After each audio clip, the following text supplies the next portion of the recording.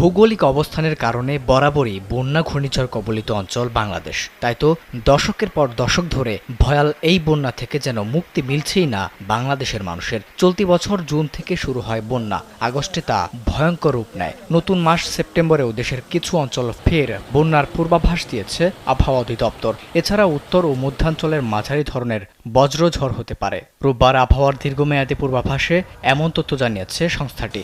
আবহাওয়া অফিসের পূর্বাভাস বলছে, দেশে বিচ্ছিন্নভাবে 1 থেকে 2টি মৃদু তাপপ্রবাহ বয়ে যেতে পারে। পাশাপাশি এ মাসে দিন ও রাতের তাপমাত্রা স্বাভাবিকের চেয়ে সামান্য বেশি হতে পারে। আবহাওয়াবিদ ডক্টর মোহাম্মদ সাদেকুল ইসলাম জানিয়েছেন, বঙ্গোপসাগরে 1 থেকে 2টি বর্ষাকালীন লঘুচাপ সৃষ্টি হতে পারে।